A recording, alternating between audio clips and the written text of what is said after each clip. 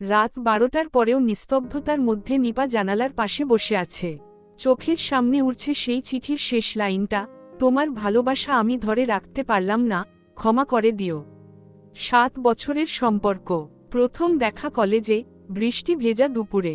নিপার হাত ছুঁয়ে বলেছিল, তোমার চোখে হারিয়ে যেতে ইচ্ছে করে। সেই চোখেই আজ কেবল জল। তারা ভবিষ্যতের স্বপ্ন বুনেছিল একসাথে, ছোট একটা বাড়ি, বইয়ের র‍্যাক, চায়ের কাপ আর সন্ধ্যার আড্ডা। কিন্তু জীবন কি সবসময় স্বপ্নের মতো চলে?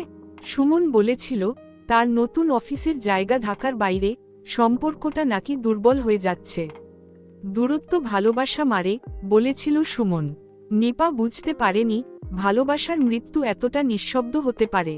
কোনো ঝগড়া নয়, কোনো বিদায় চুমু নয়, শুধু একটা চিঠি, আর সেই লাইনটা। চিঠির পাশে রাখা ছিল সেই ছোট্ট ছবি, দুজনের হাসিমুখ। আজ ছবির হাসি নিপার কাছে উপহাসের মতো লাগে।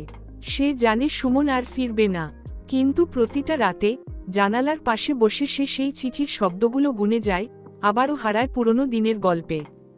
ভালোবাসা ছিল, আছে, থাকবে, তবে হয়তো আলাদা গল্পে, ভিন্ন কারো সাথে। আজ নিপা কেবল একটা প্রশ্ন করে, ভালোবাসা কি সত্যিই ফুরিয়ে যায়? এমন আরও ভিডিও পেতে সাবস্ক্রাইব করে পাশে থাকবেন।